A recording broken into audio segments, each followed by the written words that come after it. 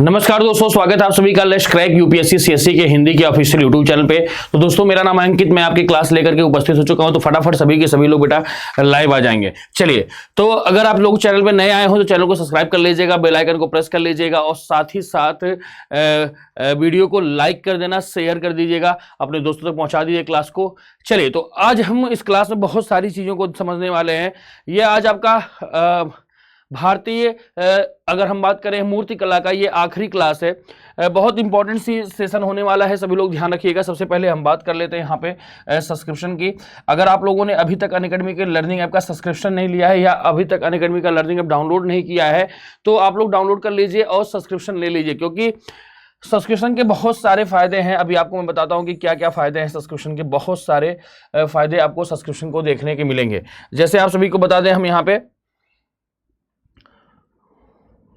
कि top educator के माध्यम से आपकी तैयारी को आसान बनाया जाता है, जिससे आपकी तैयारी और बढ़िया और मजबूत हो पाए। याद रखिएगा, हम हैप्पी डेज सेलिब्रेट कर रहे हैं। याद रखिएगा, 21 से लेकर के 27 अक्टूबर तक आपको ये टॉपर्स डे है हमारे लिए, क्योंकि सेलिब्रेटिंग अगर हम बात करें 170 प्लस अनअकैडमी टॉपर्स हैं। याद रखना, इनको सेलिब्रेट कर रहे हैं 21 तारीख से लेकर के आपका 27 अक्टूबर तक। याद रखिएगा।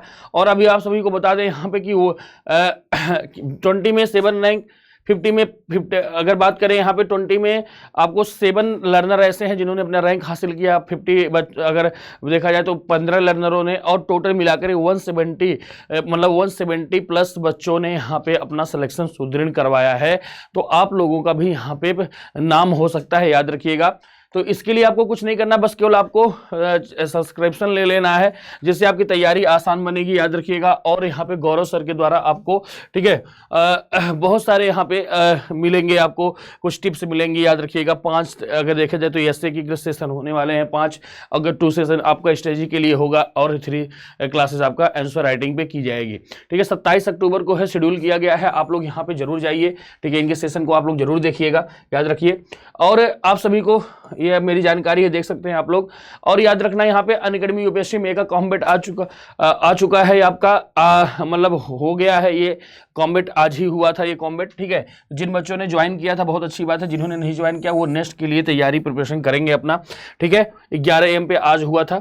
और साथ ही साथ आप सभी को बता दें, 28% और 10% का ऑफर चल रहा है। ये 31 अक्टूबर तक है आप लोगों के लिए ये ऑफर। याद रखना, 9 मंथ्स कॉम्बो क्रैक है, यहाँ पे कॉम्बो वाला ऑफर है आप लोगों के लिए। जीएस प्लस ऑप्शनल के साथ ये ऑफर आपको मिल जाएगा।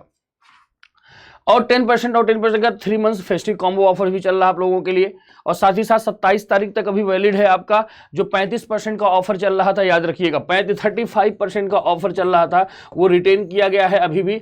तो कोड लगाइएगा आप लोग ANK06 इस कॉम्बो ऑफर को लेने के लिए। बहुत ही बेहतरीन है, आपको बहुत कम फीसेज में आपको पूरा का पूरा चीजें आपको मुहैया करा दी जा रही है। याद रखिएगा।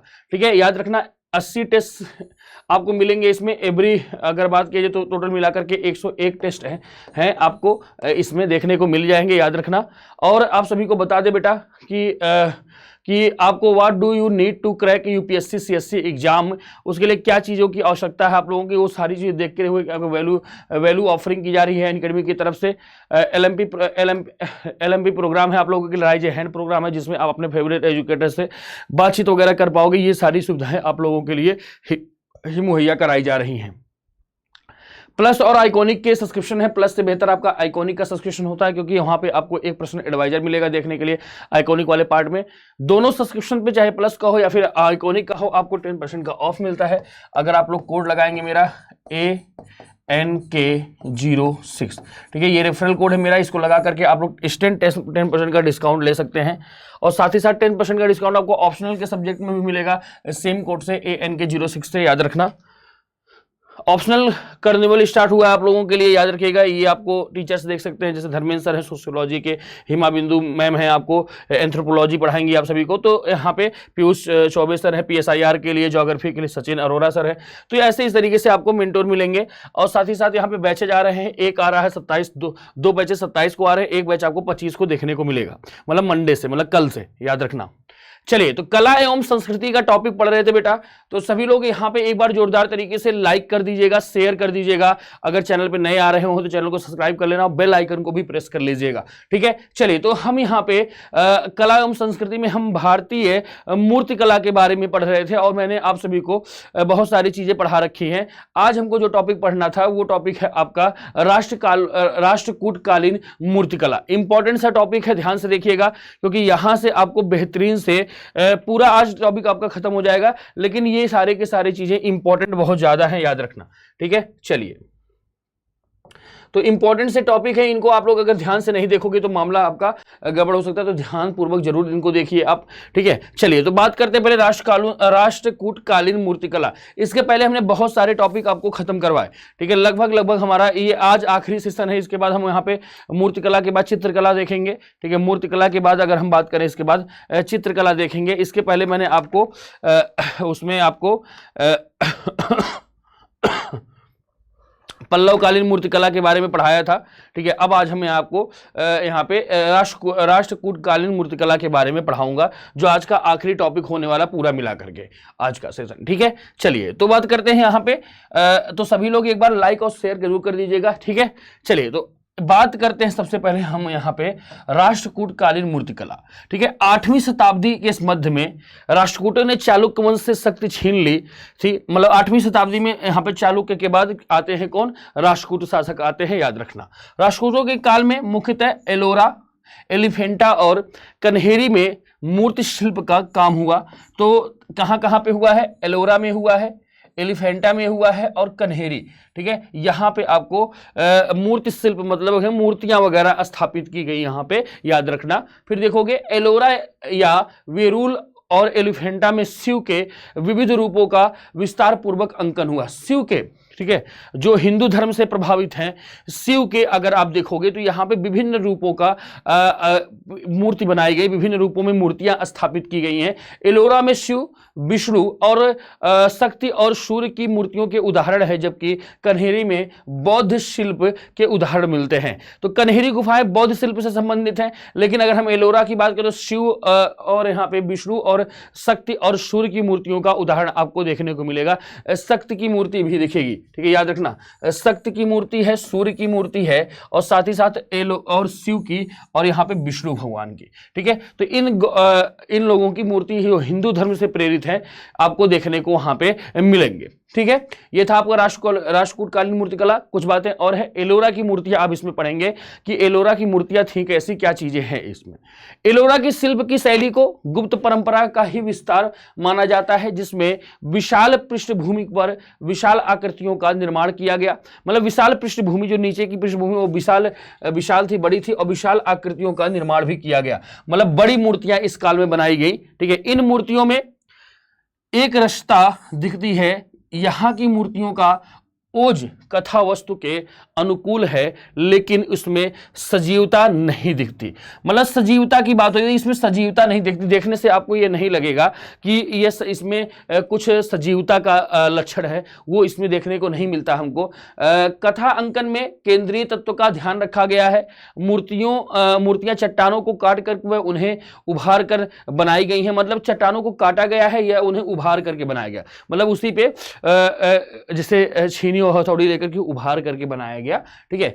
उनके मुख गोल हैं और आंखों की बनावट में कल्पनाशीलता मिलती है। शारीरिक बनावट में कौशल दिखता है। मूर्तियों को वस्त्र कम लेकिन आभूषण अधिक पहनाए गए हैं। एलोरा की सभी गुफाओं के बाहर द्वारपाल के रूप में गंगा यमुना की मूर्तियां बनाई गई हैं। याद रखिएगा, द्वारपाल के रूप में, ये इंपॉर्टेंट पॉइंट था, याद रखना। द्वारपाल के रूप में गंगा यमुना, ठीक है, गंगा यमुना की मूर्तियां स्थापित की गई हैं। कहां पे बेटा? एलोरा की सभी गुफाओं के बाहर। तो जितनी गुफाएं एलोरा में आपको हैं, एलोरा की चर्चा हमने पहले भी की थी, तो एलोरा में जितनी गुफाएं हैं उनके बाहर गंगा, अगर बात करें हम यहां पे, तो गंगा और यमुना की मूर्ति स्थापित की गई है। याद रखिएगा। बताओ क्लियर हो गया कि नहीं? अगर क्लियर हो गया हो तो एक बार फटाफट सभी के सभी यहां पे यस जरूर कर देंगे, ठीक है, ध्यान रखिएगा। चलिए आगे बढ़ते हैं, ध्यान से देखेंगे। नेक्स्ट है कि प्रमुख इसके उदाहरण, कुछ उदाहरण है एलोरा में। अब यहां पे मैं आपको पूरी की पूरी एलोरा के बारे में फिर से आपको समझा देता हूं। देखो एलोरा में कुल कितनी है, 29 गुफाएं हैं, ठीक है। भव्य वास्तुकलात्मक शैली मूर्ति शिव और पार्वती के विवाद को दर्शाती है, विवाह को दर्शाती है। क्या चीज यहां पे है कि यहां पे वास्तुकलात्मक शैली मूर्ति शिव और पार्वती के विवाह को दर्शाती है। कैलाश पर्वत को रावण द्वारा हिलाने के दृश्य को प्रस्तुत करने वाला एक फलक एलोरा की एक अन्य भव्य कृति है, ठीक है, याद रखिएगा। मतलब जो रावण था जिसने कैलाश पर्वत को हिला दिया था, उसकी भी वहां पे आपको वहां के एक फलक में वहां को उसकी भव्य कृति आपको देखने को मिलेगी, ठीक है। इस असाधारण दृश्य में पर्वत के कंपन को महसूस किया जा सकता है, मतलब पर्वत का जो कंपन है ना उसको भी आप महसूस कर सकते हो। मतलब रियलिस्टिक कितना है आप उसको देख करके आपको आभास होगा कि रियलिस्टिक कितना है, इसमें याद रखना रियलिटी कितने दिखाई देती है।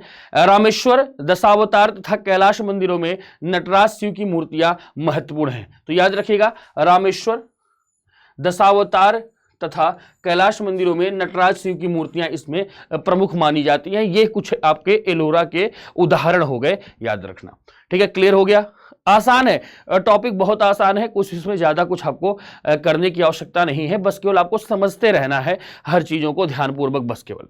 बताओ क्लियर हो गया सभी को? आई थिंक सो क्लियर हो गया होगा। चलिए आगे बढ़ते हैं। नेक्स्ट है एलिफेंटा की मूर्तियां। अभी एलोरा पढ़ा, अब एलिफेंटा पढ़ने जा रहे हैं, इंपॉर्टेंट है, ध्यान से देखना। एलिफेंटा की मूर्तियां मूर्ति शिल्प के चरमोत्कर्ष को सूचित करती हैं। यहां की गुफा में शिव, ब्रह्मा, विष्णु, सूर्य, इंद्र, यम, गणेश एवं स्कंद आदि की मूर्तियां बनाई गई हैं। तो किस किस की मूर्तियां यहां बनाई गई हैं? इसमें बहुत सारी मूर्तियां मिली हैं। जैसे शिव की मूर्ति प्राप्त हुई, ब्रह्मा की मूर्ति प्राप्त, ब्रह्मा याद रखना, ब्रह्मा की भी मूर्ति प्राप्त हुई है। विष्णु की मूर्ति प्राप्त हुई, सूर्य की मूर्ति प्राप्त हुई है, इंद्र की, यम, गणेश, ठीक है, स्कंद, ठीक है, स्कंद आदि की यहां पे मूर्तियां मिलती हुई दिखती हैं, हमको याद रखना, ठीक है। मूर्तियां बनाई गई हैं। एलिफेंटा की मूर्तियों की अन्य विशेषताएं निम्नलिखित हैं, कुछ नीचे विशेषताएं लिखी गई हैं इसकी। जैसे पहला ऑप्शन आपका पहला यहां पे कह रहा है, पहला जो पहला आपका विशेषता है वो कहती है कि एलिफेंटा या धारापुरी में शैव धर्म से संबंधित अनेक महत्वपूर्ण शिल्प मिलते हैं जिन्हें चट्टानों को काट कर बनाया गया तथा ये बेड़ाकार के हैं, ठीक है, बड़े आकार के, याद रखना यहां पे गैप होना चाहिए था, तो बड़े आकार के हैं। अच्छा ये चीज देखो, यहां पे चट्टानों को एलिफेंटा वाले में बात करें, अगर एलिफेंटा की जो गुफाएं हैं उसमें जो मूर्तियां स्थापित की गई हैं उसमें विशेष करके शिव, ब्रह्मा, विष्णु, सूर्य, इंद्र, यम आदि लोग, गणेश जी की या फिर स्कंद की बात करें, इन लोगों की मूर्तियां स्थापित है वहां पे। ये सारी की सारी मूर्तियां चट्टानों को काट करके बनाई गई हैं, ठीक है, याद रखिए ये पॉइंट याद रखना कि जो मूर्तियां हैं ये चट्टानों को काट करके बनाई गई हैं और यह मूर्तियां बड़े आकार की हैं। बड़े आकार मतलब बड़ी है मूर्तियां, ठीक है, याद रखिए, छोटी छोटी मूर्तियां नहीं है, बड़ी बड़ी मूर्तियां बनाई गई हैं, याद रखिएगा। तो ये था आपका बड़े आकार की थी।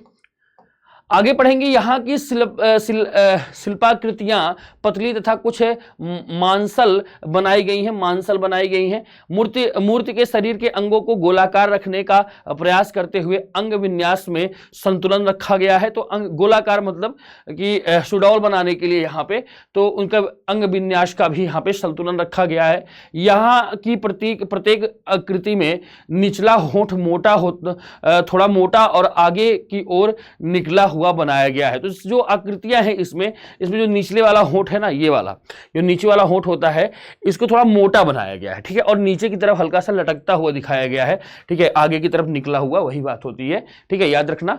फिर स्त्री आकृतियां कोमल रखते हुए, ठीक है, कोमल रखते हुए अनेक कमर के नीचे का भाग वस्त्र एवं आभूषण से ढका हुआ है, लेकिन ऊपरी भाग वस्त्र रहित बनाया गया है। तो ऊपरी भाग को वस्त्र रहित बनाया गया है और नीचे का भाग जो है वो उसको कमर को उसमें वस्त्र भी है और ज्यादातर उसमें अगर देखा जाए तो आभूषणों से ढका हुआ है। विशेष करके आभूषण ज्यादा प्रयोग किया गया था निचले वाले भाग में, लेकिन ऊपर वाला भाग जो है वो वस्त्र विहीन है, ठीक है, याद रखना, वस्त्र नहीं पहनाया हुआ है। फिर पुरुषों की आकृतियों के नीचे के भाग में एक छोटा वस्त्र और ऊपरी भाग में मालाएं एवं यज्ञोपवीत पहनाए गए हैं, ठीक है।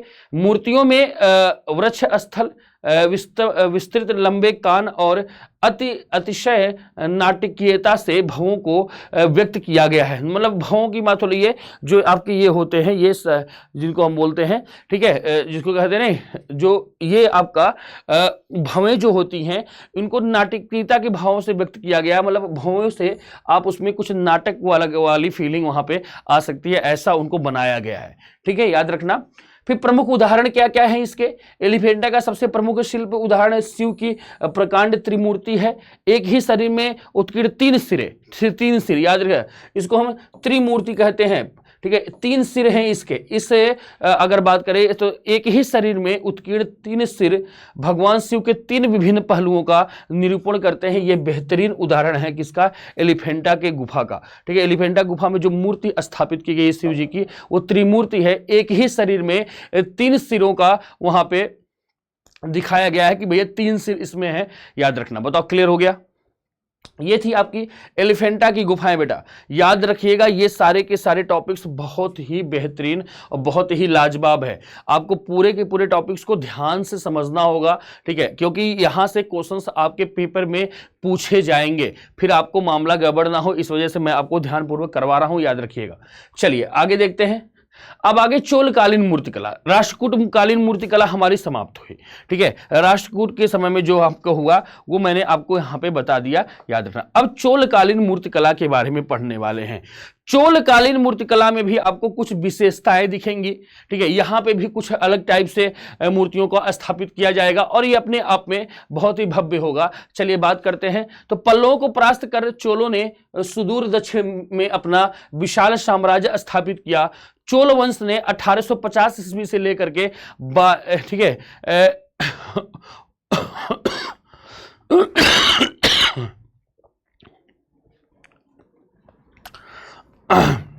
अगर बात करें 850 से लेकर के, ठीक है, 1279 ईस्वी तक शासन किया। चोल शासक उत्साही निर्माता थे और उनके समय में कला एवं स्थापत्य में महत्वपूर्ण प्रगति हुई। उत्साही निर्माता कहा जाता है इनको। उत्साही निर्माता का मतलब ये हो गया कि ये मूर्तियां वगैरह या फिर स्थापत्य की बात कर ले, इसमें बहुत उत्साही रहा करते थे और इनके समय में बहुत ज्यादा मूर्तियों का भी स्थापित किया गया। स्थापत्य भी इनके काल का बहुत ही बेहतरीन था, जो मैंने आपको पहले ही पढ़ा रखा स्थापत्य कला में चोल काल का, याद रखिएगा। तो वहां पे हो गया। उसके बाद आप देखोगे यहाँ पे चोल युगीन कलाकारों ने अपनी कुशलता का प्रदर्शन पाषाण मंदिर एवं मूर्तियां बनाने में किया। तो मैंने मंदिर स्थापत्य में आपको पढ़ाया था कि पाषाण मंदिरों का निर्माण चोल काल में ही होता है ज्यादातर। ठीक है, तो पाषाण मंदिर एवं मूर्तियां बनाने, ठीक है, ये भी पाषाण पत्थरों से ही बनाए जा रहे थे, किया गया है। चोलकालीन कांस्य मूर्तिकला विशेष रूप से संसार प्रसिद्ध है। कांस्य की मतलब धातु की भी मूर्ति इन्होंने बनाई है, याद रखिएगा, धातु की भी मूर्ति इन्होंने बनाई है जो पूरे विश्व में प्रसिद्ध है, मानी जाती है। ये कांस्य मूर्तियां बड़ी मात्रा में दक्षिण पूर्व एशिया के देशों में पाई जाती हैं, क्योंकि ये क्षेत्र लंबे समय तक चोलों के प्रभाव में रहा। तो दक्षिण पूर्व एशिया, ठीक है, साउथ ईस्ट एशिया वाला जो पार्ट है, ठीक है, साउथ ईस्ट एशिया वाला जो पार्ट है, अगर हम बात करें, वहां पे आपको कांस्य की बनी हुई ये मूर्तियां बहुतायत मात्रा में प्राप्त होती हैं, मिलती हैं। ठीक है, दक्षिण पूर्व एशिया में जो देश पड़ते हैं आपके, वहां पे आपको बहुतायत मात्रा में दिखेगा, क्योंकि यहां पे चोलों का जो अधिकार था वो काफी लंबे समय तक रहा। इस वजह से वहां पे ज्यादातर मूर्तियां आपको देखने को मिलेंगी, याद रखना। बहुत इंपॉर्टेंट सा चीजें हैं, तो इनको याद रखिएगा। लंबे समय तक इनका चोलों का प्रभाव रहा था, इसलिए वजह से वहां पे ज्यादातर मूर्तियां आपको दिखेंगी। किससे निर्मित हो रही थी? पाषाण से बनाई जा रही थी ये मूर्तियां, और धातु से भी मूर्तियां बनाई जा रही थी, याद रखना। फिर मौर्योत्तर काल की मूर्तिकला, ठीक है, अब हम यहां पे बात करेंगे मौर्योत्तर काल की मूर्तिकलाओं के बारे में, कुछ इंपॉर्टेंट से टॉपिक यहां पे। चलिए, तो मुझे लगता है कि चोलकालीन आपको यहां पे समझ में आ गया होगा। आए,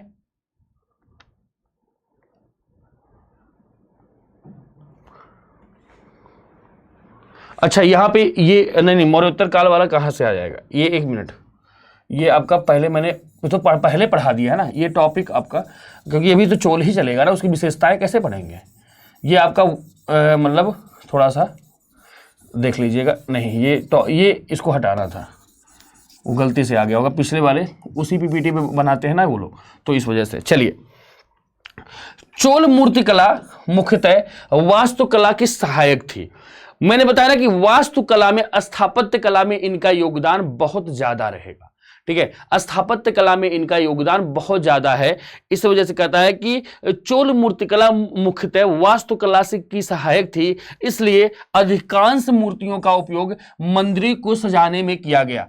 तो मूर्तियां जो बनाई गई इनके समय में, ठीक है, वो मूर्तियां भी विशेष करके सजावट के लिए हुआ करती थी, विशेष करके मंदिरों में इनका उपयोग ज्यादा किया गया। ठीक है, क्योंकि चोल काल में मैंने आपको मंदिर स्थापत्य में चोलों का योगदान बताया था कि बहुत ज्यादा रहेगा चोलों का योगदान मंदिर स्थापत्य में, तो वही है।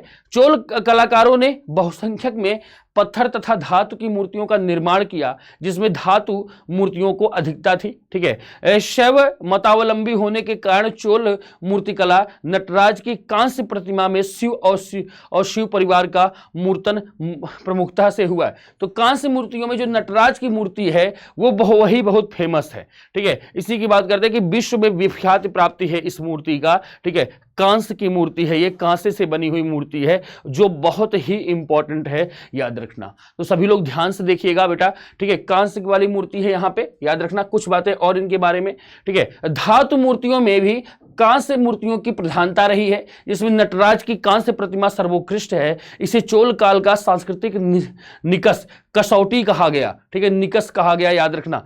तो चोल काल में सबसे बेहतरीन अगर मूर्ति की मैं आपसे बात करूं, आपसे चर्चा करूं, तो वह सबसे अच्छी मूर्ति जो है वो नटराज की कांस्य मूर्ति है। ठीक है, तो जो बच्चे अभी तक समझ रहे थे तो याद रखना यही वो नटराज की मूर्ति है जिसके बारे में हम चर्चा करते हैं और समझने का प्रयास करते हैं। तो वो यही है कांस्य मूर्ति, और अपने आप में यह विशेष है और पूरे विश्व में इसको ख्याति मिली हुई है इस मूर्ति की, याद रखिएगा।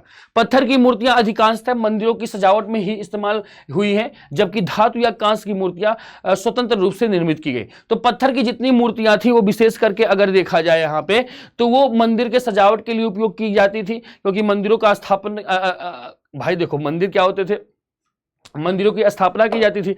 अब उसमें जिस देवी देवता की मूर्ति बैठा रहे हैं ये, उनकी पत्थर की मूर्ति लगाते थे और साज सज्जा के लिए और बहुत सारी देवी देवताओं को अगल बगल बैठाया जाता था। तो वही है, विशेष करके जो पाषाण के मूर्तियां बनाई गई वो सारी की सारी आपकी साज सज्जा से संबंधित ही थी, और उसमें और जो स्वतंत्र रूप से बनी वो थी धातु की मूर्तियां। धातु की मूर्तियां ही स्वतंत्र रूप से बनाई गई हैं, धातु या फिर कांस्य वाला, तो कांस्य भी एक धातु ही है। तो धातु से जो मूर्तियां बनाई गई वो आपको देखने को मिलेगी, स्वतंत्र रूप से निर्मित हुआ इनका, याद रखना। चलिए, चोल मूर्तियों में आकृतियां इतने उभार के साथ बनाई गई हैं कि वे दीवार के सहारे सजीव खड़ी प्रतीत होती हैं। उनके अंग प्रत्यंग अत्यंत सूक्ष्मता से गढ़े गए हैं। तो अंग प्रत्यंगों की बात किया जाए यहाँ पे तो वह सूक्ष्मता के साथ है, और बता रहा है कि चोल मूर्तियों में आकृतियां इतने उभार के साथ बनाई गई हैं कि वे दीवार के सहारे सजीव खड़ी प्रतीत होती है। मतलब अगर उनको दीवार के सहारे खड़ा कर दिया जाए तो ऐसा लगता है कि वो अभी जिंदा है। ठीक है, मतलब देख करके आप लोगों की कोई जिंदा मनुष्य वहां पे खड़ा है, जिस चीज की मूर्ति है वो जिंदा है, ऐसा प्रतीत होता है। इतनी बेहतरीन कला का प्रदर्शन किया गया है इन मूर्तियों में, याद रखिएगा। ठीक है, कलाकारों द्वारा निर्मित मूर्तियों में देवी देवताओं की मूर्तियां ही अधिक है। तो देवी देव विशेष करके अगर शैव और धर्मावलंबी थे, विशेष करके धार्मिक मनोवृत्तियां ज्यादा मिलेंगी इनके प्रभाव, तो धार्मिकता का प्रभाव थोड़ा सा तो दिखेगा ही दिखेगा, सिंपल सी बात है भाई, धर्म के प्रति ज्यादा झुकाव रहता है इन लोगों का। तो इस वजह से अगर देखा जाए तो देवी देवताओं की मूर्तियां ज्यादातर हिस्से इसमें बनाई गई हैं, अन्य मूर्तियों का प्रादुर्भाव थोड़ा सा कम दिखाई देता है हमको। विशेष करके देवी देवताओं की ही मूर्तियां इसमें स्थापित की गई थी, बनाई गई थी। बताइए, क्लियर हो गया? चलिए, सभी लोग एक बार यस जरूर कर दीजिएगा, साथ ही साथ यहां पे लाइक और शेयर भी कर दीजिएगा। ठीक है, तो ध्यानपूर्वक देखिएगा, बहुत सारे बेहतरीन से आपको मैं यहां पे पढ़ा रहा हूं, ध्यान से समझना। ठीक है, ये था आपका यहां पे अगर हम बात करें यहां पे तो चोलकालीन मूर्तियों के बारे में, चोलकालीन मूर्तिकला के बारे में आपको मैंने यहां पे समझाया। ठीक है, चलिए आगे बढ़ते हैं, ध्यान से देखिएगा। अब पल्लव, अच्छा हाँ, एक चीज और आपको बता दें, इसमें उदाहरण आपका नहीं लगा हुआ है। ठीक है, चलिए आए,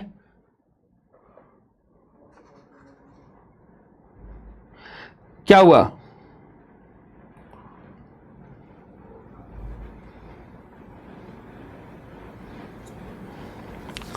आए, चलिए मैं इसके थोड़े से उदाहरण आपको बता देता हूं नेक्स्ट स्लाइड पे, इसको आप लोग नोट कर लीजिएगा, कहीं पे उदाहरण नहीं लगा तो उदाहरण मैं आपको बता देता हूं,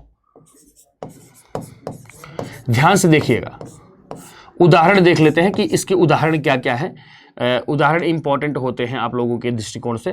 चलिए, तो उदाहरण, सबसे पहला उदाहरण अगर हम इसमें बात करें तो यहाँ पे नटराज की कांस्य मूर्ति बहुत बेहतरीन है, याद रखिएगा यहाँ पे, ठीक है। अगर बात करें यहाँ पे कहां पे मिला है, तमिलनाडु, तमिलनाडु, ठीक है, तमिलनाडु याद रखना, ठीक है, तमिलनाडु में मिला हुआ है, याद रखिएगा। तमिलनाडु में एक जगह है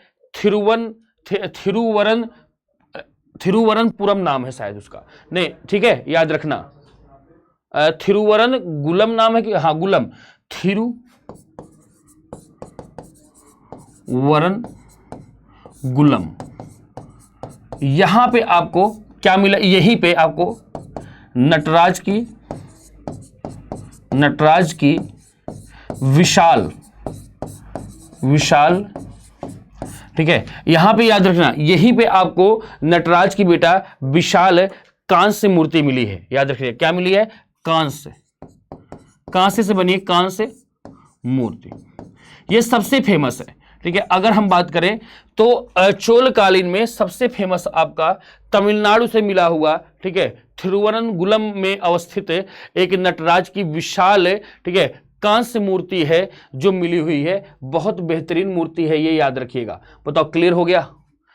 पहली मूर्ति है आपकी, याद रखना, जो मिली हुई है, ये मतलब बेहतरीन वाली जो उदाहरण के तौर पे हम यहाँ पे देख सकते हैं, ठीक है, वो यही मूर्ति है जो उदाहरण के तौर पे हम इनको ऑब्जर्व करते हैं, ठीक है, याद रखिएगा, ठीक है। एक और है, दूसरा वाला आपको बता दें, गजासुर संहार मूर्ति, गजासुर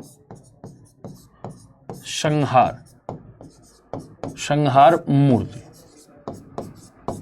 तो ये एक मिला हुआ है आपको गजासुर संहार मूर्ति। अब कहोगे सर ये कहां, कोई मुझे बता सकता है यहां पे कि बेटा ये मूर्ति कहां से मिली हुई है, आप लोग कमेंट जरूर करिएगा, ठीक है। चलिए, कहां से मिला है,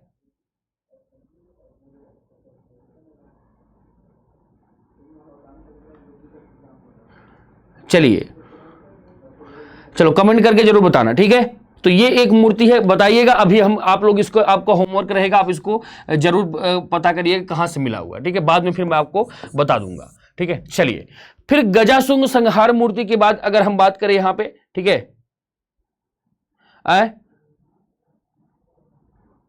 तो अन्य मूर्तियों में जैसे बात करेंगे, और यहां पे जैसे देवी देवताओं की जो बहुत सारी मूर्तियां मिली है, ठीक है, देवी देवता, ठीक है, देवी देवता की जो मूर्तियां हैं, ठीक है, बहुत सारी आपको मिली हैं, वो भी विशेष करके मंदिर को सजाने के लिए, ठीक है, मंदिर को सजाने के लिए,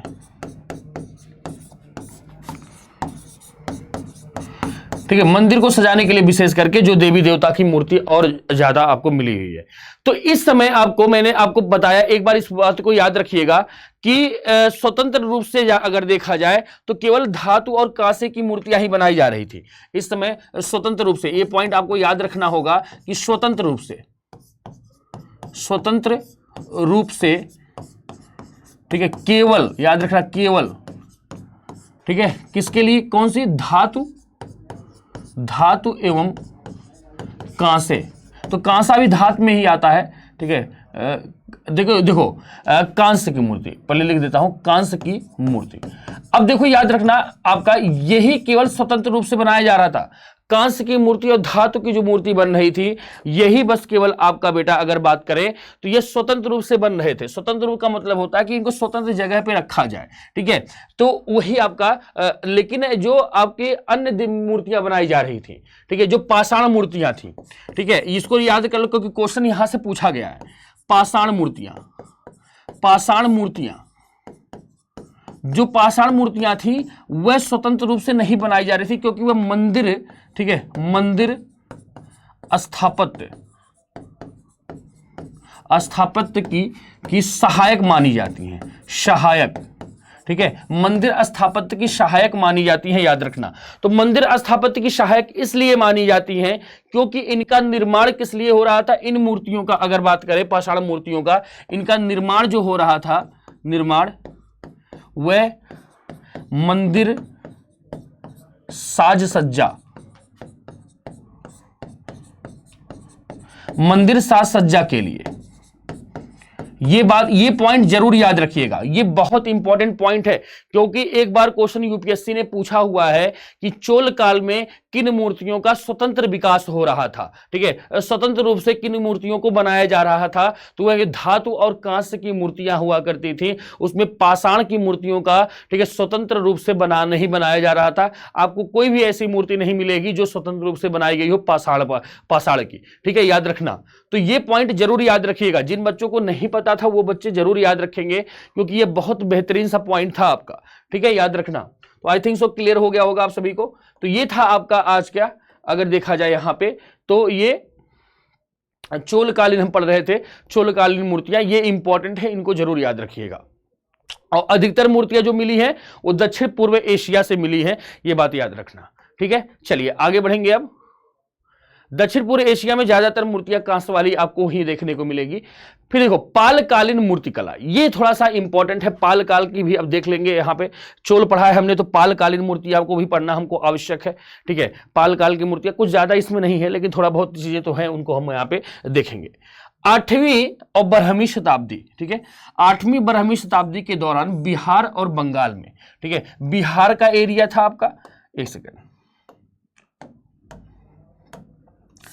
क्या था बेटा, ध्यान से देखिएगा। ठीक है, 8वीं और 12वीं शताब्दी की बात हो रही है। शताब्दी के दौरान बिहार और बंगाल, ठीक है, बंगाल में पाल शासकों ने शासन किया। ठीक है, बंगाल, आपको पाल शासक के बारे में मैंने पहले पढ़ा रखा है कि पाल शासक थे क्या, कौन, एंशिएंट हिस्ट्री में आपको मैंने पढ़ाया है इसको। ठीक है, तो याद रखना।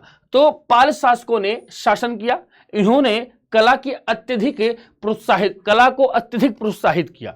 इनका बौद्ध धर्म में विश्वास था, बौद्ध धर्म मतावलंबी थे ये लोग। ठीक है, पाल शासकों ने नालंदा और विक्रमशिला जैसे शिक्षा प्राप्त के ऐसे केंद्रों को अत्यधिक प्रोत्साहित किया, जहां स्तूपों और मठों ने मूर्तिकारों को कला की अभिव्यक्ति हेतु पर्याप्त अवसर प्रदान किए। अब देखो यहां पे, तो स्तूपों और मठों ने मूर्तिकारों को कला की अभिव्यक्ति के पर्याप्त अवसर प्रदान किए, मतलब जो स्तूप और मठों में रहने वाले लोग हुआ करते थे, उन लोगों ने मूर्ति कला को बहुत ज्यादा प्रोत्साहित किया पालकालीन। ठीक है, पाल काल के समय, याद रखिएगा 8वीं शताब्दी से लेकर के अगर हम बात करें यहाँ पे, तो 12वीं शताब्दी के दौरान ये बंगाल और बिहार वाले रीजन में ये शासन कर रहे होंगे। ठीक है, और इन्होंने नालंदा और जैसे बौद्ध धर्म के मतावलंबी थे, तो उस समय नालंदा और विक्रमशिला जैसे विद्यालय शिक्षा के केंद्र हुआ करते थे, बौद्ध शिक्षा के केंद्र हुआ करते थे। इस वजह से इन्होंने उसको प्रोत्साहित किया, उस केंद्रों को और मतलब बेहतर बनाने की कोशिश की, और साथ ही साथ जो वहां पे स्तूप और मठ हुआ करते थे, वहां के लोगों ने, जो मूर्तिकार उस समय के थे, उनको बहुत ज्यादा प्रोत्साहित किया कि भैया आप लोग मूर्तियां वगैरह बनाइए, अच्छी अच्छी मूर्तियां बनाइए, बेहतर मूर्तियां बनाइए, याद रखना। फिर आगे आप देखोगे यहां पे, ठीक है, इस अवधि में कला को तकनीकी संपूर्णता मिली। तकनीकी, याद रखिए, कह रहा है तकनीकी संपूर्णता मिली, मतलब तकनीक रूप से ये अच्छे हुए। अगर टेक्नोलॉजी के रूप से ज्यादा साउंड हो गए इस समय के लोग, ज्यादा उसमें निखार आ गया, और तकनीकी दृष्टि से ये मजबूत हो जाते हैं इस समय में, और कुछ ऐसी मूर्तियां बनेंगी जो अपने आप में आपको आश्चर्यचकित कर देंगी। याद रखिएगा, जैसे पाल शासकों ने जावा के साथ घनिष्ठ संबंध थे। कहां के? जावा सुमात्रा वाले एरिया है ना, जावा के साथ घनिष्ठ संबंध थे, तथा यह हिंदू जवाई मूर्ति कला तथा नेपाल, कश्मीर, बर्मा एवं थाईलैंड की चित्रकारी से भी स्पष्ट होता है कि पाल मूर्ति कला की विशेषता है। ठीक है, यहां पे याद रखिएगा। तो ये ज्यादातर अगर हम देखें यहां पे, तो मूर्ति Nepal, Kashmir, Burma, Thailand, Burma अभी जिसको म्यांमार कहते हैं हम, ठीक है, थाईलैंड की चित्रकला से भी स्पष्ट होता है। तो हिंदू और जवाई मूर्ति कला, ठीक है, की बात करें अगर, तो ये बहुत सारी अलग अलग जगह पे जो मूर्तियां स्थापित की गई, उनसे भी पता चलता है कि इनका जो संबंध था वो जावा के साथ रहा होगा। पाल मूर्तिकला की कुछ विशेषताएं हैं, नीचे देखिए यहां पे। पाल शासकों ने बौद्ध कला को प्रदान किया।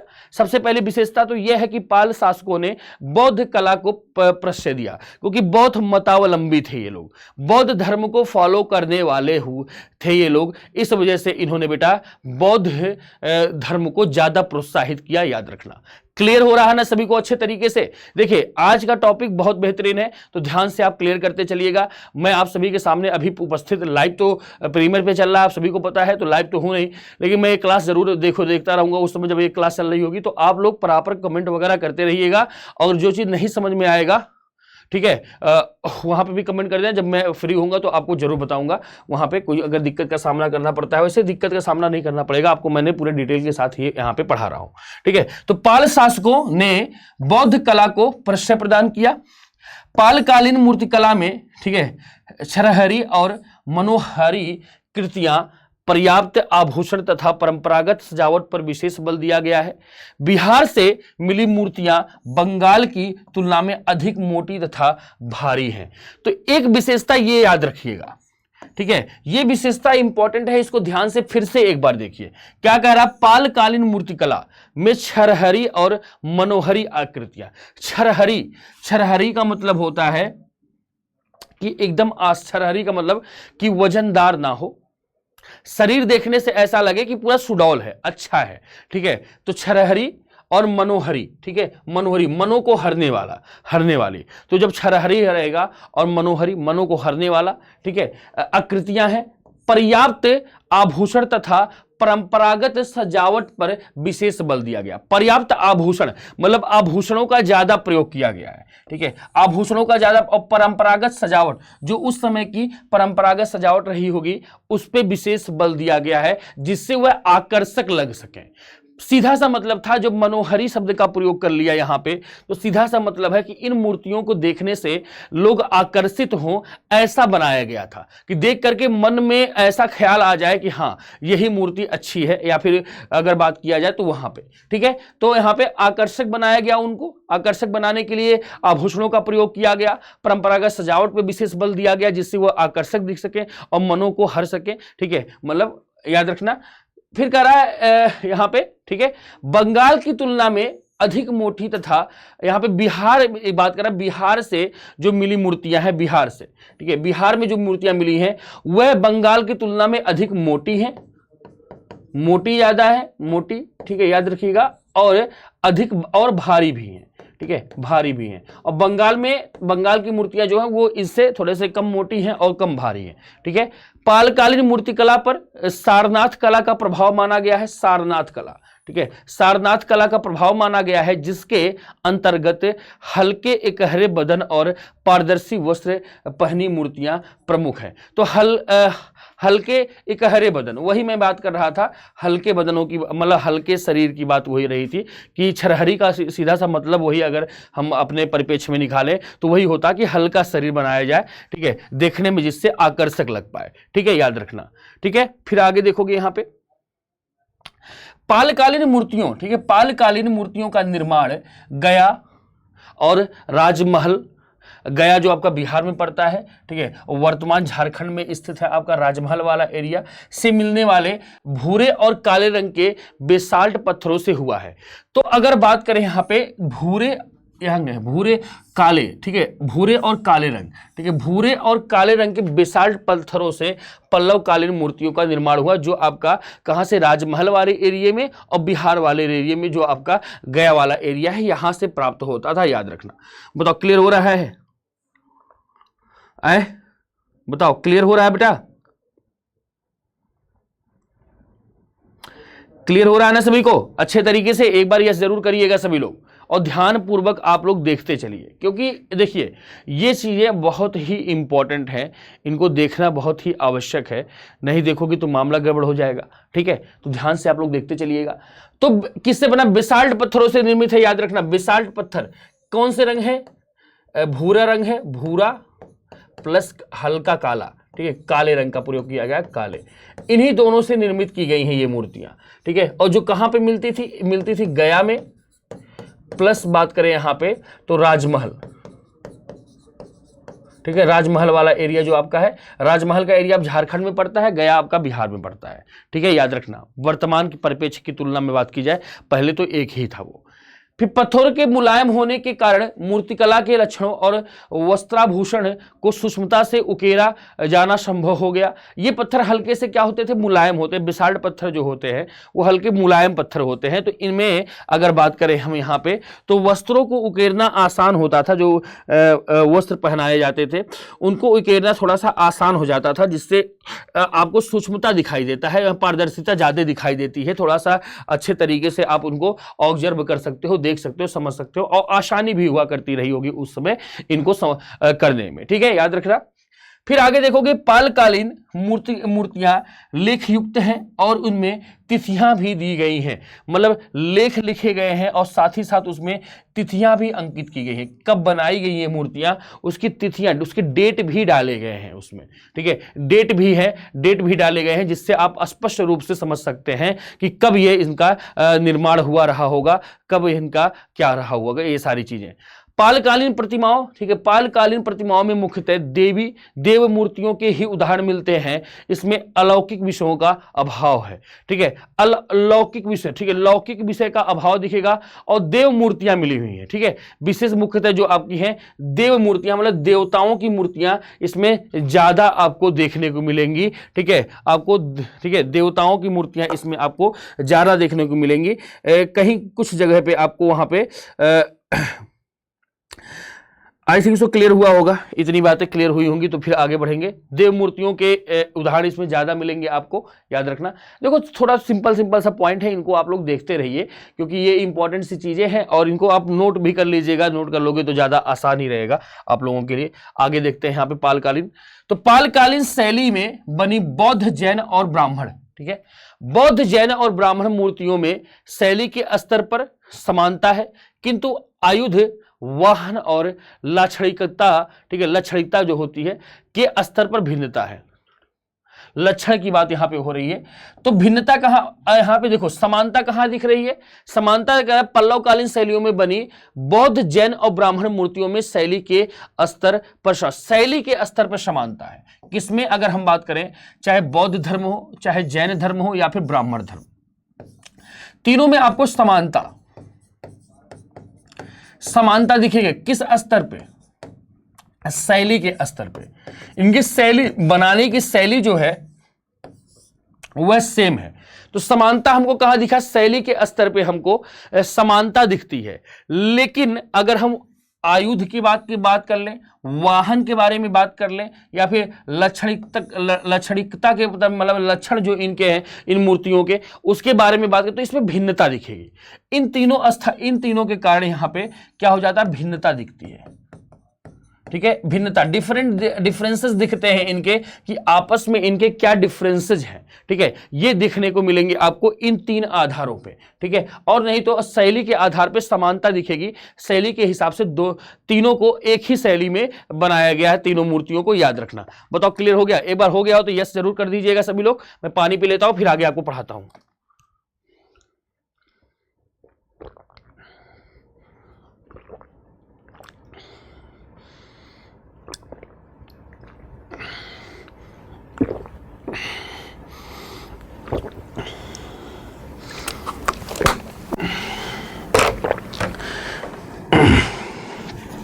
इसके बाद आप देखोगे तो पालकालीन मूर्तियों में तंत्र से प्रभावित बौद्ध देवी देवताओं का सर्वाधिक लक्षण अंकित मिलता है। मतलब तंत्र से प्रभावित बौद्ध देवी देवताओं को, तंत्र का मतलब होता है जो जादू टोना होता था, तंत्र मंत्र होता है, उसी की बात हो रही है यहाँ पे। तो उससे प्रभावित थे ये लोग, ज्यादातर उसी से प्रभावित आपको दिखाई देंगे। तो उनका अंकित वहां पे सर्वाधिक लक्षण अंकित मिलता है कि सर्वाधिक लक्षण आपको वहां पे दिखाई देगा। तंत्र मंत्र का ज्यादा आपको प्रभाव, बौद्ध देवी देवताओं का सर्वाधिक आपको लक्षण अंकित मिलेगा आपको इसमें। ठीक है, नालंदा, गया, काशीपुर, ठीक है, शंकरबद्ध, कुरकुरिहार आदि पालकालीन मूर्तिकला के प्रमुख स्थल हैं। तो ये कुछ प्रमुख स्थलों की बात हो रही है, जिसमें आपका नालंदा है, गया है, ठीक है, काशीपुर है, शंकरबद्ध है, कुरकुरिहार है। ठीक है, ये सारे के सारे आपके पालकालीन मूर्तिकला के प्रमुख स्थल हैं। यहाँ पे ज्यादातर मूर्तियां मिली हैं, हो सकता है यहाँ पे ही आपको इन मूर्तियों का निर्माण होता रहा होगा, याद रखना। ठीक, चलिए आगे बढ़ते हैं। मूर्तियां अति सज्जित तथा अच्छी तरह से पॉलिश की हुई है, मानो वे पत्थर की न होकर के धातु की बनी हो। ठीक है, याद रखें काले बेसाल्ट पत्थरों का प्रयोग किया गया है, तो मैंने पहले भी बताया आपको कि इसमें काले बेसाल्ट पत्थरों का प्रयोग किया गया है। ठीक है, और देख यहां मूर्तियां सज्जित तथा अच्छी तरह से मतलब यह पॉलिश युक्त है, याद रखना पॉलिश किए गई हैं ये सारी की सारी पाल। अगर हम बात करें यहाँ पे तो यह इंपॉर्टेंट है, अगर हम पालकालीन मूर्तियों के बारे में चर्चा करें तो ये पॉलिश युक्त हैं, इस वजह से देखने से लगता है कि ये पत्थर की न होकर के धातु की बनाई गई।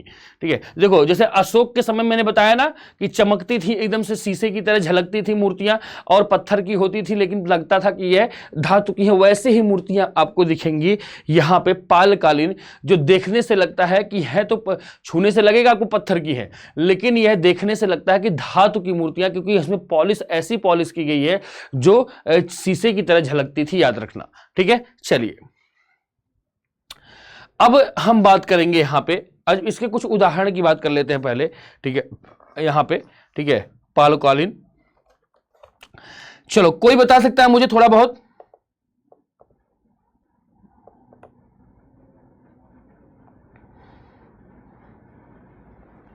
चलिए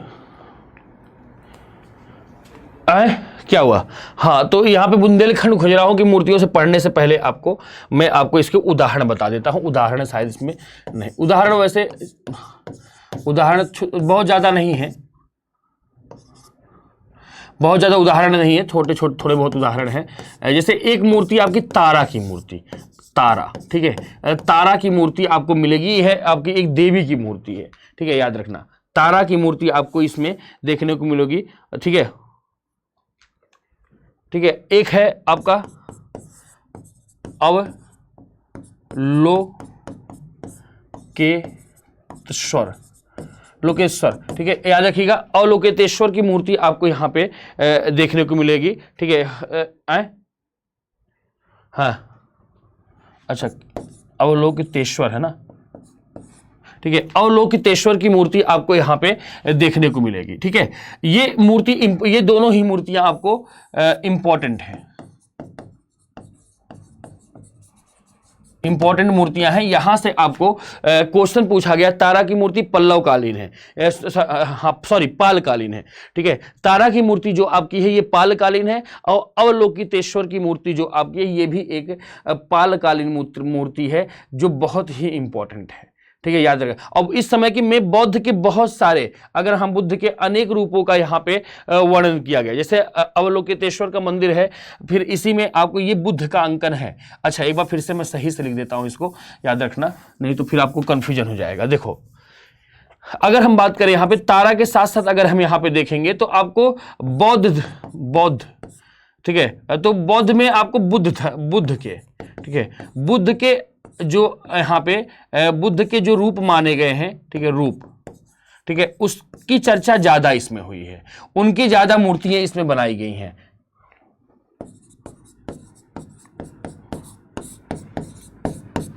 अवलोकितेश्वर की मूर्ति अगर बात करें यहाँ पे, ठीक है, फिर अगर हम बात करें मैत्रेय की मूर्ति, जो भावी बुद्ध जिनको कहते हैं, भावी बुद्ध, इनको भावी बुद्ध कहा जाता है। ठीक है, भावी बुद्ध जिनको कहा जाता है। ठीक है, तो इनकी मूर्तियां आपको ज्यादा देखने को मिलेंगी। ठीक है, अवलोकितेश्वर हो गए, मैत्रेय की मूर्ति अगर आपको हम बात करें यहाँ पे, ठीक है, तो ये सारी की सारी मूर्तियां आपको ज्यादा आपको देखने को मिलेंगी। याद रखना, यही कुछ आपको उदाहरण यहाँ पे आते हैं। तारा की मूर्ति मैंने आपको पहले ही बताया, तारा की मूर्ति इंपॉर्टेंट है इसमें। ठीक है, बहुत बेहतरीन मूर्ति है ये, आप लोग जरूर सर्च करिएगा एक बार नेट पे इसको। ठीक है, तारा की मूर्ति बहुत इंपॉर्टेंट है, आप देखेंगे तो आपको मजा आ जाएगा इस मूर्ति को देख करके, बहुत अच्छी मूर्ति बनाई गई है, याद रखिएगा। फिर बोधिसत्व अवलोकितेश्वर की जो मूर्ति है ये भी बहुत अच्छी बनाई गई है। ठीक है, तो ये सभी के सभी आपको पाल काल में बनाए गए हैं यहाँ पे, याद रखिएगा। ठीक है, चलिए अब हम यहाँ पे टॉपिक पढ़ने वाले हैं यहाँ पे। ठीक है, बुंदेलखंड खजुराहो की मूर्ति कला। ठीक है, खजुराहो वाली मूर्तिकला जो इंपॉर्टेंट है, बहुत बार पेपर में यहां से क्वेश्चन पूछा गया है। तो 10वीं सदी तक चंदेल शासकों ने, ठीक है, चंदेल शासक इसमें आ जाएंगे। चंदेल शासकों ने मध्य भारत पर शासन किया। मध्य भारत पे मतलब मिडिल इंडिया पे शासन करने वाले कौन थे? चंदेल शासक। ठीक है, अब इनके मंदिर बहुत बेहतरीन है। अब देखो, चंदेल शासकों ने मध्य भारत पर शासन किया, इन्होंने खजुराहो में मंदिर की श्रृंखला बनवाई, मंदिरों की श्रृंखला, ठीक है, कई सारे मंदिर हैं उसमें खजुराहो में। आप देखोगे खजुराहो के मंदिर का निर्माण, ठीक है, अंतहीन विविधता वाली मानव मूर्तियों से किया गया है। अंतहीन विविधता वाली मतलब बहुत ही बेहतरीन मूर्तियां यहां पे स्थापित की गई हैं, और जो अंतहीन विविधता का सूचक है, आपको देखने को मिलेगा, मजा आएगा। याद रखिए, बहुत सारे बच्चे यहां से खजुराहो शायद गए भी होंगे घूमने के लिए, याद रखना। ठीक है, मानव मूर्तियों से किया गया है। यहां मूर्तिकार ने रेखी ब्योरों के साथ छरहरी तथा लंबी आकृतियों की वरीयता दी है। खजुराहो के मंदिरों की दीवारों में उत्कीर्ण मूर्तियों को अन्यतम विशेषताएं निम्नलिखित है। कुछ इसकी विशेषताएं जो वहां के दीवारों में उत्कीर्ण है, तो दीवारों से सटा करके यहाँ पे उत्कीर्ण की गई हैं कुछ मूर्तियां, उन्हीं के बारे में आपको देखने को मिलेगा। याद रखिएगा, दीवारों से सटा करके उत्कीर्ण की गई हैं इन मूर्तियों को। ठीक है, खजुराहो की मूर्तियों में कलागत विकास, कलागत मतलब काल का जो विकास होता है, कलागत विकास के साथ साथ काम भावना के लक्षण स्पष्ट रूप से दिखाई देते हैं। काम भावना, ठीक है, काम भावना के लक्षण आपको स्पष्ट रूप से आपको दिखाई देंगे इनकी मूर्तियों में, याद रखिएगा। फिर आता है खजुराहो में देवी देवताओं, तीर्थंकरों, देव परिवार की मूर्तियों के साथ साथ श्रृंगार प्रधान मूर्तियां, लोक जीवन की मूर्तियां एवं कल्पित पशु व्याल की मूर्तियां भी प्रमुख हैं। तो क्या क्या मूर्तियां हैं यहां पे? तो यहां पे बात कर रहा है भैया कि देवताओं, तीर्थंकरों, देव परिवार की मूर्तियों के साथ साथ यहां पे श्रृंगार प्रधान मूर्तियां, श्रृंगार प्रधान का मतलब श्रृंगार से सजी हुई मूर्तियां जो हैं वो है, और लोक जीवन की मूर्तियां एवं कल्पित पशु व्याल की मूर्तियां प्रमुख हैं। ठीक है, खजुराहो के मंदिरों, ठीक है, क्या कह रहा है? खजुराहो के मंदिरों, खास करके लक्ष्मण मंदिर में काम क्रीड़ा के दृश्यों की सर्वाधिक मूर्तियां बनी हैं। क्या कह रहा है? खजुराहो के मंदिर, खास करके लक्ष्मण मंदिर जो बनाया गया है कि काम क्रीड़ा, ठीक है, काम क्रीड़ा के दृश्यों की सर्वाधिक मूर्तियां बनी हुई दिखाई देती हैं। कहां पे? लक्ष्मण मंदिर में। याद रखिएगा, रति क्रिया में, ठीक है, रति क्रिया में संलग्न ऐसी मूर्तियां भी सामान्य और असामान्य दोनों प्रकार के संभोग के दृश्य हैं। ठीक है, याद रखिएगा, यहां पे क्या सामान्य और असामान्य दोनों प्रकार के संभोग के दृश्य आपको यहां पे दिखाई देंगे। कहां पे? रथ क्रिया में संलग्न। ठीक है, याद रखना। चलिए आगे है यहां पे 11वीं शताब्दी। ठीक है, 11वीं शताब्दी की चंदेल कला का एक मनोहरी नमूना एक ऐसी महिला की आकृति है जो प्रेम पत्र लिख रही है। उसके दाहिने कंधे के पीछे नाखून के चिन्ह हैं जो उसके प्रेमी ने उसके आलिंगन बंध करते समय लगा दिए थे। ठीक है, ऐसी कुछ मूर्तियों का वहां पे भी आपको निर्माण करते हुए दिखाया गया है। ठीक है, याद रखना। फिर आगे हम देखेंगे यहां पे, अब यहां पे ये थे आपके खजुराहो वाले, तो इनके बारे में मैंने आपको यहां पे बता दिया। ठीक है, तो इसमें कुछ ज्यादा और यहां पे डिटेल में नहीं अब जानने की आवश्यकता है। ठीक है, तो ये थोड़े थोड़े यहां पे थे, इसको आप लोग देख लीजिएगा।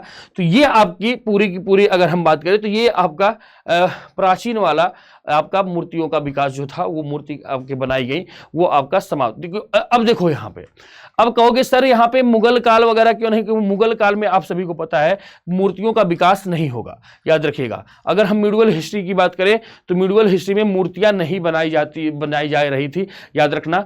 अब हम यहाँ पे लास्ट वाला टॉपिक जो होगा, वो लास्ट टॉपिक वाला बात जो है हमारा, वो है आपका मूर्तिकला में आधुनिकता। ठीक है, अब लास्ट वाला मूर्तिकला में आधुनिकता की बात कर लेते हैं। ठीक है, छोटा सा ही एक ही पैराग्राफ का टॉपिक है, क्योंकि इसके बाद आप सभी को पता है कि मूर्तियों का क्या अभिप्राय रहा है, विशेष करके पुरानी ही मूर्तियों के बारे में पूछा जाता है। तो भारत में चित्रकला के क्षेत्र में तो अभिनव प्रयोग हुए, परंतु मूर्तिकला में कोई पहल नहीं हुई। ठीक है, मूर्तिकला में कोई पहल नहीं हुई, यहां तक कि 1906 ईस्वी के दौरान जब अवनींद्रनाथ टैगोर ने चित्रकला की नई शैली बंगाल स्कूल ऑफ आर्ट का सूत्रपात, ठीक है, चित्रकला की नई बंगाल स्कूल ऑफ आर्ट का सूत्रपात किया, तब भी इस ओर किसी का ध्यान नहीं गया। उस समय तक दो ही प्रवृत्तियां देखी जा रही थी। पहली के अंतर्गत विदेशी कलाकारों की यूरोपीय शैली की मूर्तिकला का प्रयोग कर रहे थे और पारंपरिक भारतीय कलाकार ठीक है भिखारिन पनिहारिन और जैसे सामान्य विषयों पर ध्यान केंद्रित करते हुए थे। तो इस समय बहुत ज्यादा विकास आपको देखने को नहीं मिलेगा मूर्तियों का, आज भी आपको बहुत ज्यादा विकास आपको देखने को नहीं मिलता है। ठीक है, तो ये थी आधुनिक मूर्तिकला के बारे में कुछ जानकारी। तो चलिए आज का हमारा मूर्तिकला का टॉपिक हो गया समाप्त। पूरे तरीके से मूर्तिकला के बारे में हमने आज समझ लिया।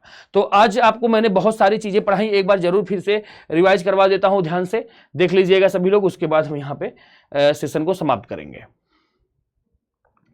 चलिए, तो बहुत सारी चीजों को आज जल्दी पढ़ा दिया, जल्दी आप लोगों को। चलिए, तो हमने राष्ट्रकूटकालीन मूर्तिकला के बारे में पढ़ा उसमें। ठीक है, तो मुख्यतः राष्ट्रकूटकालीन में एलोरा एलिफेंटा कन्हेरी की गुफाओं में बनाए गए हैं किसके, शिव विष्णु शक्ति और सूर्य के मंदिर और बौद्ध से शिल्प से भी उदाहरण इसको मिलेंगे।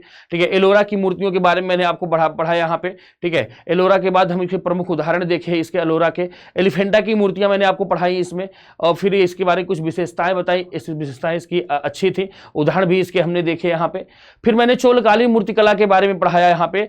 तो चोलकालीन में मैंने बताया था कि ना आप सभी को कि मंदिर का निर्माण ज्यादा होगा और इसके सहायक के रूप में, ठीक है, मूर्तियों का निर्माण होता है सहायक के रूप में, मंदिर निर्माण की सहायता करने के रूप में, मतलब उनको साज सज्जा के लिए विशेषतर मूर्तियों यहाँ पे। और इसमें कांस्य की मूर्ति जो नटराज वाली मूर्ति थी वो फेमस मानी जाती है, आपकी याद रखिएगा। ये पढ़ाया मैंने, इसकी विशेषताएं हैं ये कांस्य वाली। आपको मैंने यहाँ पे बताया था कि तमिलनाडु में नटराज की कांस्य मूर्ति जो मिली है वो फेमस है। फिर गजासुर संहार मूर्ति आपको बताना है कहां से मिला हुआ है। ठीक है, होमवर्क है आप लोगों का। स्वतंत्र रूप से केवल धातु एवं कांस्य की मूर्तियां बनाई गई थी। पाषाण मूर्तियां मंदिर स्थापत्य की सहायता के रूप में निर्माण की जा रही थी साज सज्जा के लिए। ठीक है, पालकालीन मूर्तिकला के बारे में हमने बताया, आपके बिहार और बंगाल में ये शासन करते थे और यहाँ पे इन मूर्तियों का निर्माण किया इन लोगों ने। ठीक है, और छरहरी मनोहरी यहाँ पे मूर्तियां बनाई जा रही थी, जो मैंने बताया आप लोगों के हल्के बदन की मूर्तियां बन रही थी इस समय। ठीक है, फिर इनकी विशेषताओं के बारे में हमने पढ़ा और यहाँ पे मैंने बताया कि इसमें क्या अंतर है तीनों मूर्तियों में। बौद्ध, जैन और ब्राह्मण के धर्म की जो मूर्तियां बनाई गई थी उसमें शैली में तो समानता दिखती है, लेकिन लक्षण के हिसाब से वहां पे अलग अलग है, वो याद रखना। फिर इनके बारे में पॉलिश की हुई मूर्तियां हैं ये सारी की सारी, और फिर मैंने यहाँ पे कुछ उदाहरण आपको बता दिए। फिर बुंदे खजुराहों की मूर्तियों के बारे में मैंने बताया आप सभी को। ठीक है, यहाँ पे कामुकता की भावना ज्यादा आपको दिखाई देगी यहाँ पे। ठीक है, याद रखिएगा इस मंदिरों में। तो ये थे आपके खजुराहो वाले मंदिर। फिर आधुनिकता की बात बता दिया कि आधुनिकता में विशेष करके क्या हुआ क्या नहीं हुआ। ठीक है, तो कुछ थोड़ी सी बातें और मूर्तिकला की आधुनिकता में थोड़ी सी यहाँ पे।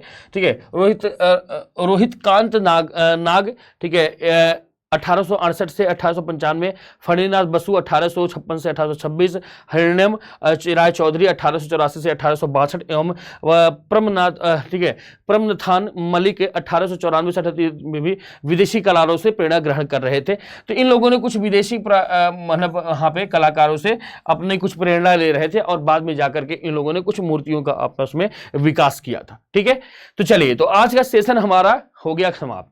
ठीक है, बस दोस्तों याद रखिएगा, आप लोग लाइक कर दीजिएगा, सेशन को शेयर कर दीजिएगा। तो मूर्तिकला का टॉपिक हमारा आज समाप्त हो गया। कल हम चित्रकला के बारे में पढ़ने वाले हैं। ठीक है, कल से हमारा चित्रकला स्टार्ट हो गया। तो स्थापत्य कला आपका समाप्त हो गया, आपका मूर्तिकला समाप्त हो गई। दो मेजर टॉपिक आपके हो गए समाप्त। अब कल हम चित्रकला के बारे में पढ़ेंगे और चित्रकला बहुत ही फेमस रहेगा।